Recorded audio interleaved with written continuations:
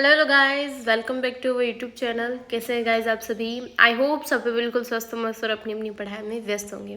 तो गाइस, जैसा कि आप सभी को पता है कि 27 अगस्त को हमारे हिंदी भाषा कौशल का पेपर है। और आपकी जानकारी के लिए बता दूं कि कल मैंने एक शॉर्ट्स अपलोड किया था। अगर आप सभी ने ध्यान दिया हो तो उस शॉर्ट्स में एक बहुत ज़रूरी अपडेट थी, जो कि 4 तारीख को PS02 का पेपर होने वाला था, वो पोस्टपोन्ड हो गया है और अब वो पेपर 7 सितंबर को होगा। सच कहूँ तो मुझे थोड़ा क्या बहुत बुरा लगा। मैंने इतनी इम्पोर्टेंट जानकारी सबसे पहले आप लोगों तक पहुंचाने के लिए वो वीडियो बनाया था रात को, पर आप लोगों ने उस पर कुछ खास रिस्पॉन्स ही नहीं दिया। ना कोई लाइक, ना कोई कमेंट, कम से कम एक थैंक यू मैम ही लिखते थे। पर कोई बात नहीं, आपके प्यार और आपकी पढ़ाई के लिए मैं मेहनत की है और करती रहूँगी। आपके लिए ऐसे हेल्पफुल वीडियोस और लेटेस्ट अपडेट लाती रहूँगी। तो चलिए शिकायतें ख़त्म करते हैं और पढ़ाई को शुरू करते हैं। आज की इस वीडियो में हम आकाशदीप जयशंकर प्रसाद की कहानी है, इसका पूरा जो चैप्टर है वो कवर करने वाले हैं। पर ट्विस्ट ये है कि प्रश्न उत्तर रटने से पहले, अर्थात से समझने से पहले, याद करने से पहले, आज हम इस पूरे चैप्टर को एक सुपर इजी और इंटरेस्टिंग स्टोरी की तरह समझेंगे। और हाँ, सबसे पहले मैं कबीर, मीरा और तुलसीदास जैसे 3 महत्वपूर्ण चैप्टर पूरे करवा चुकी हूँ, जो कि हिंदी भाषा कौशल में सबसे ज़्यादा अंक भार रखते हैं। अगर आपने वो वीडियोस नहीं देखे हैं तो चैनल पर जाकर तुरंत देख लीजिएगा। तो चलिए बिना किसी देरी के शुरू करते हैं आकाशदीप की रोमांचक कहानी। मुख्य पात्र चंपा। चंपा है कहानी की नायिका है, जल क्षत्रिय मणिक की अनाथ बेटी, जो बेहद साहसी, स्वाभिमानी और दयालु है। ठीक है, मणिक की बेटी है चंपा, हीरोइन है अपने मूवी की। ठीक है, बुद्धगुप्त कहानी का नायक है। ये एक डाकू है, जो बुद्धगुप्त है वो एक डाकू है। ठीक है, कहानी का नायक है, हीरो है और निडर और साहसी है। जलदस्यु कहते हैं समुद्री डाकू को। ठीक है, मणिभद्र जो है वो जलपोत। अब जहाज का नाम जलपोत है। ठीक है, याद रखिएगा, एग्जाम में अगर पूछ ले कि जलपोत क्या है तो आप जरूर लिखिएगा कि जलपोत जहाज है आकाशदीप कहानी में। ठीक है, उसका क्रूर मालिक है मणिभद्र, विलन कह सकते हैं, जिसने चंपा और बुद्धगुप्त को बंदी बनाया हुआ है। जया द्वीप की एक स्थानीय आदिवासी लड़की और चंपा की सखी। अब कहानी में मेन पात्र कौन कौन है? 4, चंपा, बुद्धगुप्त, मणिभद्र और जया। ठीक है, अब कहानी में क्या क्या घटनाएं होती है देखिए। पहला दृश्य, समुद्र में जहाजी बंदीगृह। कहानी की शुरुआत समुद्र के बीचों बीच एक रात में होती है। चारों ओर भयानक तूफान और अंधेरा है। जहाज पर चंपा और बुद्धगुप्त दोनों बेड़ियों में जकड़े हुए बंदी हैं। ठीक है, दोनों रात में चुपके से एक दूसरे की बेड़ियां काटने में मदद करते हैं। बेड़ियां कटते ही बुद्धगुप्त जहाज के मालिक मणिभद्र से युद्ध करता है और उसे हराता है। जहाज पर अपना कब्जा जमा लेता है। ठीक है, दूसरा दृश्य आता है नए चंपा द्वीप की खोज। तूफानी लहरों में बहता हुआ जहाज एक अनजान द्वीप पर जाकर रुकता है। बुद्धगुप्त चंपा के प्रति अपने प्रेम को प्रकट करने के लिए उस पूरे द्वीप का नाम चंपा द्वीप रख देता है। बुद्धगुप्त वहां के भोले भाले आदिवासियों का दिल जीतता है, डाका डालना छोड़ देता है और वहां का शासक बन जाता है। ठीक है, तीसरा दृश्य, चंपा के मन की भयंकर जंग, प्रेम वर्सेस घृणा। 5 साल बीत जाते हैं। बुद्धगुप्त और चंपा एक दूसरे से गहरा प्रेम करने लगते हैं, लेकिन चंपा के मन में गहरा घाव है। उसके पिता एक समुद्री युद्ध में मारे गए थे और उसे शक है कि चंपा के पिता का हत्यारा बुद्धगुप्त है। इसलिए चंपा बुद्धगुप्त से प्रेम तो करती है क्योंकि उसने आज़ादी दी, लेकिन साथ ही उससे घृणा भी करती है कि पिता के हत्यारे के संदेह के कारण।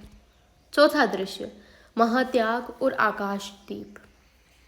बुद्धगुप्त चंपा से कहता है, चंपा चलो अब भारत स्वदेश लौट चले और सुख की जिंदगी जिए। चंपा शादी का प्रस्ताव ठुकरा देती है और कहती है, बुद्धगुप्त मैं तुमसे प्रेम करती हूँ पर तुमसे विवाह नहीं कर सकती। बुद्धगुप्त अकेला भारत लौट जाता और चंपा उसी द्वीप पर हमेशा के लिए रहकर समुद्र के ऊंचे खंभे पर आकाशदीप दीपक जलाती है ताकि भटके नाविकों को दिशा मिल सके और वह असहाय आदिवासियों की सेवा में जीवन बिता देती है। ये थी स्टोरी। इस कहानी में सबसे इम्पोर्टेंट क्या है, आपको क्या याद रखना है? कहानी का मुख्य मूड चंपा का बुद्धगुप्त के साथ भारत लौटने के बजाय द्वीप पर रहकर जन सेवा चुनना। मूल संदेश व्यक्तिगत प्रेम और सुख से हमेशा मानव सेवा और कर्तव्य बड़ा होता है। आकाशदीप का मतलब यह केवल एक दिया नहीं बल्कि चंपा के त्याग और करुणा की और सेवा की चमक है। अब आपके लिए एग्जाम के लिए टिप है कि इस पूरी स्टोरी को याद करने का 3 स्टेप फॉर्मूला है। पहला वीडियो से मुक्ति, दूसरा चंपा द्वीप की स्थापना और तीसरा है शादी की बजाय आकाशदीप और सेवा का चुनाव। अगर ये स्टोरी समझ में आ गई हो तो अब आगे के 8 प्रश्न आपके लिए चुटकियों का खेल है। ठीक है, बढ़ते हैं प्रश्नों की ओर। पहला प्रश्न है, देखिए, जयशंकर प्रसाद का साहित्यिक परिचय देते हुए उनकी प्रमुख रचनाओं के नाम लिखिए। देखिए, लेखक का सामान्य परिचय। नाम है जयशंकर प्रसाद, जन्म स्थान वाराणसी, उत्तर प्रदेश। विशेषता, ये हिंदी साहित्य के छायावादी युग के 4 प्रमुख स्तंभों में से एक माने जाते हैं। व्यक्तित्व, यह बहुमुखी प्रतिभा के धनी थे। इन्होंने कविता, नाटक, कहानी, उपन्यास और निबंध सभी विधाओं में बेहतरीन रचनाएं लिखी हैं। साहित्यिक विशेषता, जयशंकर प्रसाद जी कैसे लिखते थे? इतिहास और संस्कृति का प्रेम, इनकी रचनाओं में भारत के स्वर्णिम इतिहास, देशभक्ति और सांस्कृतिक गौरव की झलक मिलती है। प्रेम और कर्तव्य का द्वंद्व, इनकी कहानियों में पात्रों के मन में प्रेम और कर्तव्य के बीच की जंग दिखाई देती है, जैसा कि हमने आकाशदीप कहानी में चंपा के चरित्र में देखते हैं। ठीक है। मानवीय संवेदनाएं, इनकी भाषा बहुत ही भावुक, काव्यात्मक और सुंदर होती हैं, जो सीधे पाठक के दिल को छूती हैं। तीसरा, जयशंकर प्रसाद जी की प्रमुख रचनाएं। कलम का जादू, देखिए, विद्यार्थियों को याद रखने के लिए इन रचनाओं को अलग अलग वर्गों में बांटा गया है। आप लोगों के लिए देखिए, सबसे पहले नाटक याद कर लीजिए। क्या क्या नाटक हैं? चंद्रगुप्त, स्कंदगुप्त और ध्रुव स्वामिनी। इनके नाटक ऐतिहासिक राजा और रानियों पर आधारित है। ठीक है, चंद्रगुप्त, स्कंदगुप्त और ध्रुव स्वामिनी। उसके बाद आता है महाकाव्य एवं काव्य। इनकी कुछ पोएम्स भी हैं, जैसे कामायनी, ये इनका सबसे प्रसिद्ध महाकाव्य है। आंसू, लहर, झरना। कहानी संग्रह आकाशदीप, जो अपने 2nd सेमेस्टर के सिलेबस में शामिल हैं। इंद्रजाल, आंधी, प्रतिध्वनि। उपन्यास कंकाल, तितली, इरावती। इरावती जो है इनका अपूर्ण उपन्यास है। ठीक है। अब आपके लिए एग्जाम के लिए टिप है कि अगर एग्जाम में जयशंकर प्रसाद से जुड़ा कोई भी छोटा या बड़ा क्वेश्चन आ जाए तो आपको बस ये 3 बातें याद रखनी कि छायावाद के, छोटा क्वेश्चन आ गया बाई चांस तो आपको ये लिखना है कि छायावाद के महान लेखक हैं, छायावाद के 4 स्तंभों में से एक हैं। ठीक है। इनकी कहानियों में इतिहास और प्रेम कर्तव्य का संघर्ष होता है। और तीसरा, कामायनी इनका सबसे महान महाकाव्य है। अब आता है प्रश्न 2। आकाशदीप कहानी के मुख्य पात्रों का नाम उल्लेख कीजिए और कहानी की पृष्ठभूमि, बैकग्राउंड बताइए। कहानी के मुख्य पात्र चंपा एक क्षत्रिय मणिक की अनाथ बेटी है। वह अत्यंत स्वाभिमानी, साहसी और दयालु है, जो कहानी के केंद्र में है। बुद्धगुप्त नायक एक साहसी जलदस्यु, समुद्री डाकू और पोतवाहक है। यह चंपा से गहरा प्रेम करता है और बाद में एक नया द्वीप बसाकर वहां का शासक बनता है। मणिभद्र, यह जलपोत का क्रूर स्वामी मालिक है, जिसने चंपा और बुद्धगुप्त दोनों को बंदी बना रखा है। ठीक है। जया, उस द्वीप, चंपा द्वीप की एक स्थानीय आदिवासी होती है, जो चंपा की सखी और सेविका बनती। कहानी की पृष्ठभूमि देखिए, समुद्री वातावरण कैसे दर्शाया गया है। कहानी की शुरुआत पोत अर्थात पानी के जहाज पर समुद्र के बीचों बीच होती है। चारों तरफ गरजती हुई लहरें, अंधेरी रात और तूफानी माहौल कहानी में रोमांच भरता है। दास्ता और मुक्ति, चंपा और बुद्धगुप्त दोनों ही मणिभद्र के जहाज पर बंदी गुलाम होते हैं। रात के तूफान का फायदा उठाकर दोनों अपनी बेड़ियां काटते हैं, मणिभद्र को हराते हैं और जहाज पर अपना कब्जा कर लेते हैं। चंपा द्वीप की स्थापना। बहकता हुआ जहाज एक अनजान द्वीप पर पहुंचता है। बुद्धगुप्त चंपा के सम्मान में उस द्वीप का नाम चंपा द्वीप रखता है और वहां के भोले भाले आदिवासियों की सेवा करके एक नया राज्य बसाता है। अब आपके लिए एग्जाम के लिए टिप है, देखिए इस प्रश्न को याद रखने के लिए एकदम आसान ट्रिक है। दो मुख्य पात्र चंपा बुद्धगुप्त और विलन मणिभद्र और समुद्र से नए द्वीप तक का सफर। बस इन बातों को पॉइंट्स बनाकर लिख दो और इनमें क्या क्या वातावरण क्या था, मतलब नेचुरल क्या था, जैसे समुद्र में लहरें उठना, तूफान आना वगैरह, ये सब लिख दो। प्रश्न 3, चंपा बुद्धगुप्त से घृणा और प्रेम दोनों क्यों करती थी? अंतर्द्वंद और प्रेम कर्तव्य का संघर्ष। चंपा का मानसिक अंतर्द्वंद। द्वंद्व का अर्थ जब मन में दो परस्पर विरोधी भावनाएं प्रेम और नफरत एक साथ उठती हैं। चंपा की स्थिति। चंपा का दिल बुद्धगुप्त के साहसी और प्रेमी रूप पर आकर्षित था, लेकिन उसके पिता की मृत्यु का रहस्य उसे पीछे खींचता है। बुद्धगुप्त से प्रेम के मुख्य कारण। मुक्तिदाता और रक्षक। मणिभद्र के पोत पर बंदी चंपा को बुद्धगुप्त ने अपनी जान पर खेलकर आजाद कराया था। अपार समर्पण। बुद्धगुप्त डाकू जलदस्यु का जीवन छोड़कर चंपा के लिए एक नया द्वीप चंपा द्वीप बसाता, अपना सब कुछ उस पर न्यौछावर करने को तैयार रहता है। कोमल व्यवहार। कठोर दस्यु होने के बावजूद चंपा के सामने बुद्धगुप्त अत्यंत विनम्र और प्रेमी बनकर रहता है। बुद्धगुप्त से घृणा का मुख्य कारण। पिता की हत्या का संदेह।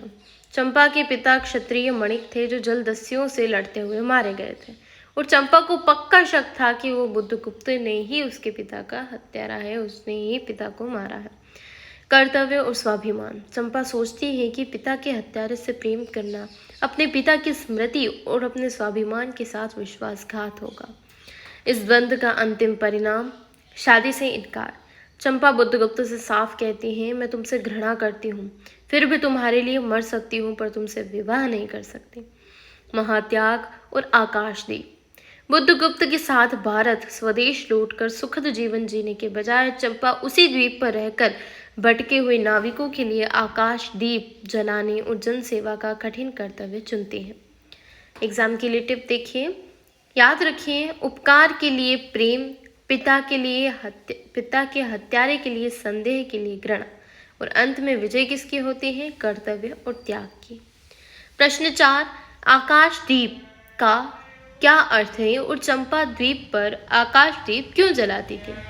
आकाशदीप का शाब्दिक और प्रतीकात्मक अर्थ। शाब्दिक अर्थ ऊंचे स्थान पर बांस के खंभे पर टांगा गया दीपक जो रात के अंधेरे में दूर से दिखाई दे। प्रतीकात्मक अर्थ यह केवल दीपक नहीं है बल्कि करुणा, सेवा, आशा और निष्काम कर्तव्य का प्रतीक है। चंपा द्वारा आकाशदीप जलाने के मुख्य कारण। भटके हुए नाविकों को रास्ता दिखाना। मुख्य प्रयोजन ये है। समुद्र की अंधेरी रातों और तूफानों में भटके हुए जलपोतों, जहाजों और नाविकों को सही दिशा और किनारा दिखाने के लिए चंपा हर शाम आकाशदीप जलाती थी। माँ की परंपरा और पिता की याद। चंपा की माँ बचपन में उसके पिता से समुद्र से सुरक्षित लौटने की प्रार्थना करते हुए घर पर दीप जलाया करती थी। चंपा उसी पवित्र परंपरा और अपने पिता की स्मृति को द्वीप पर भी जारी रखते हैं। आत्म शांति और प्रार्थना। अपने मन के भयंकर अंतर्द्वंद, प्रेम और घृणा के संघर्ष को शांत करने के लिए वह ईश्वर से प्रार्थना के रूप में द्वीप प्रज्वलित करती थी। असहाय प्रजा सेवा। बुद्धगुप्त के चले जाने के बाद चंपा ने अपना पूरा जीवन द्वीप के सीधे साधे निवासियों की सेवा और उनके जीवन में उजाला फैलाने के लिए समर्पित कर दिया। आपकी बुक के 1 मार्क्स वाले क्वेश्चन में सीधे पूछा जाता है कि आकाशदीप का प्रयोजन क्या है। तो आपको बस ये लाइन याद रखनी है कि समुद्र में भटके राही को राह दिखाना और सेवा करना।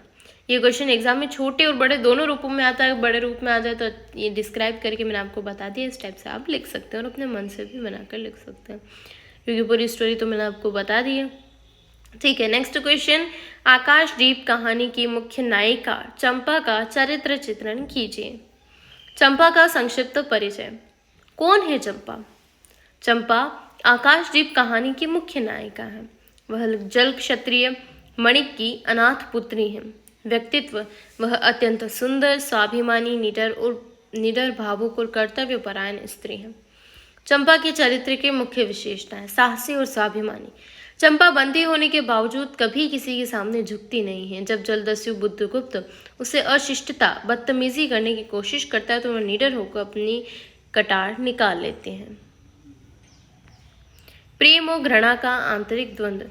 बुद्धगुप्त ने उसे बेड़ियों से आजाद कराया था, इसके लिए उसके मन में बुद्धगुप्त के प्रति गहरा प्रेम है, लेकिन अपने पिता की मृत्यु का संदेह बुद्धगुप्त पर होने के कारण वह उससे घृणा भी करती है, उससे विवाह करने से मना कर देती है।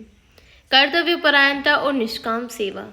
चंपा अपने व्यक्तिगत सुख विवाह करके भारत लौटने का त्याग करती है।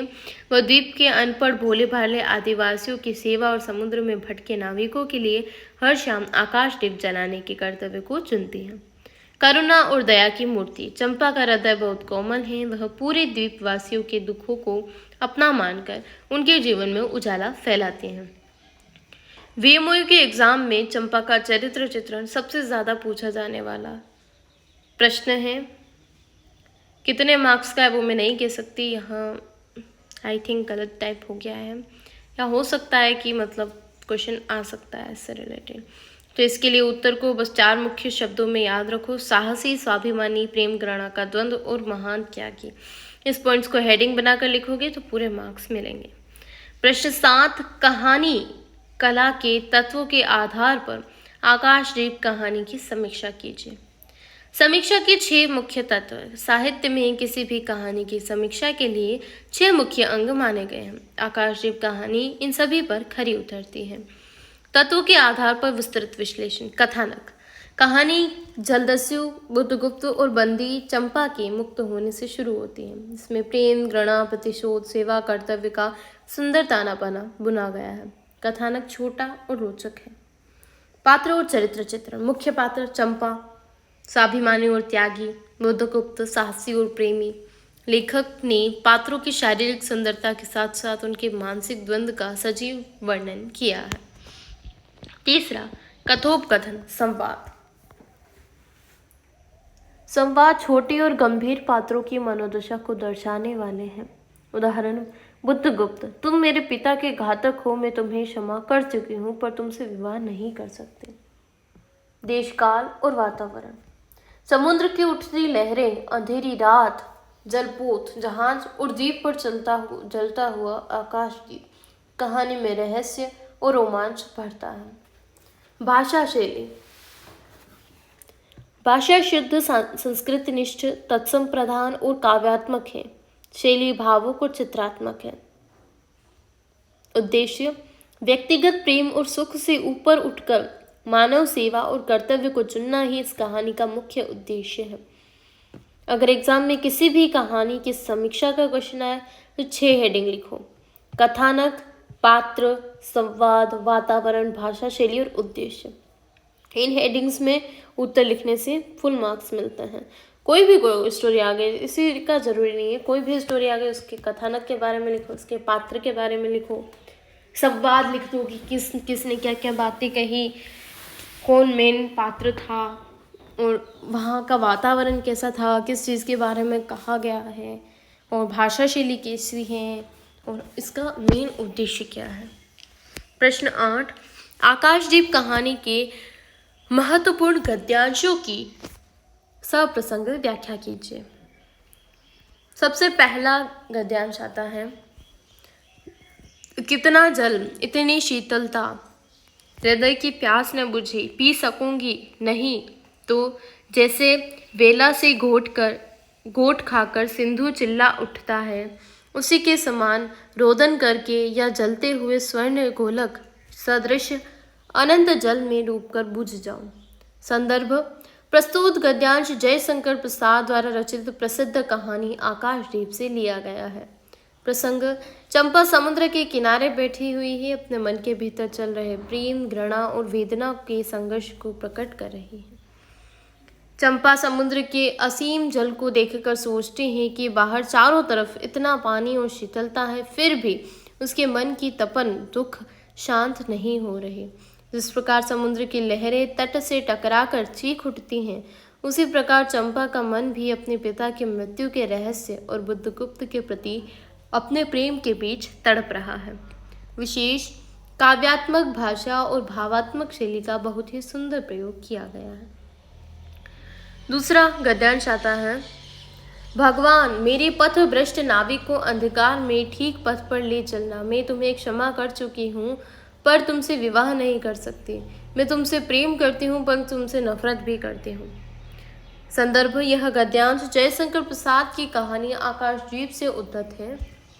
प्रसंग, जब बुद्धगुप्त चंपा को भारत लौटकर विवाह करने का प्रस्ताव देता है, तब चंपा अपने अंतिम निर्णय सुनाते हैं। सरल व्याख्या, चंपा बुद्धगुप्त से स्पष्ट कहती हैं कि उसने बंदी गृह से मुक्ति दिलाकर उस पर जो उपकार किया है उसके लिए वह उससे प्रेम करती है, लेकिन पिता की हत्या का संदेह होने के कारण उसका स्वाभिमान उसे बुद्धगुप्त से विवाह की अनुमति नहीं देता। वह व्यक्तिगत प्रेम का त्याग करके जीवन भर असहाय लोगों की सेवा और आकाशदीप जलाने का कठिन रास्ता चुनती है। विशेष, यह गद्यांश चंपा के चरित्र के त्याग, कर्तव्य और स्वाभिमान को उजागर करता है। व्याख्या वाले प्रश्नों को पूरा अंक पाने के लिए देखो 4 हेडिंग्स में बांटना है, संदर्भ, प्रसंग, व्याख्या और विशेष। इस फॉर्मेट में लिखे और किस चीज़ में क्या लिखना है वो आपको पता ही है। संदर्भ में कि कहाँ से लिया गया है, इसके लेखक कौन है, प्रसंग में कि इसके बारे में क्या बताया गया, और व्याख्या अच्छे से डिस्क्राइब करना है कि उस पद्य में क्या है, कैसे है, क्या हो रहा है, और विशेष में बताना है भाषा कैसी, अलंकारों का प्रयोग किया गया है नहीं किया गया है, ये सब। ठीक है, तो दोस्तों ये थी जयशंकर प्रसाद जी की बहुत ही खूबसूरत कहानी आकाशदीप की पूरी स्टोरी और एग्जाम के लिए सबसे महत्वपूर्ण प्रश्न उत्तर। मुझे पूरा यकीन है कि आज के सेशन के बाद आपको ये चैप्टर चुटकियों में समझ आ गया होगा और एग्जाम में इस टॉपिक से आपका एक भी नंबर नहीं कटेगा। अगर आज का ये वीडियो आपको पसंद आया हो और पढ़ाने का तरीका इजी लगा हो तो प्लीज़ इस वीडियो को एक प्यारा सा लाइक ज़रूर दीजिएगा। और हाँ, इस बार वो शॉर्ट्स वाली गलती मत दोहराना, मुझे कमेंट करके ज़रूर बताना कि आपको आज की स्टोरी, आज का ये वीडियो कैसा लगा। अगला वीडियो आपको किस टॉपिक पर चाहिए, आपके कमेंट्स पढ़कर मुझे बहुत खुशी मिलती है। आप कमेंट कर दीजिएगा कि किस टॉपिक पर चाहिए, आपको लगता हो कि हाँ यार मैम ये चैप्टर भी इम्पोर्टेंट है, इसका भी वीडियो बनाओ, तो मैं वो पहले बना दूँगी। ठीक है, बाकी मैं मेरे हिसाब से बना ही रही हूँ, पर फिर भी आपके हिसाब से अगर आपको कुछ लगता हो कि मैम प्लीज़ इसके बारे में बताओ तो आई विल ट्राई। तो आपके कमेंट्स पढ़कर मुझे बहुत खुशी मिलती है और आगे मेहनत करने का मोटिवेशन मिलता है। अपने सभी VMOU और कॉलेज फ्रेंड्स के साथ इस वीडियो को शेयर करना बिल्कुल मत भूलिएगा ताकि उनकी भी हेल्प हो सके। और अगर आप हमारे चैनल पर नए हैं तो लर्न विथ योगिता को अभी सब्सक्राइब करके बेल आइकन दबा दीजिए ताकि आने वाली कोई भी इम्पोर्टेंट अपडेट और क्लास आपसे मिस ना हो। पढ़ते रहिए, आगे बढ़ते रहिए। मिलते हैं नए वीडियो में नए धमाकेदार चैप्टर के साथ। तब तक के लिए थैंक यू गाइस।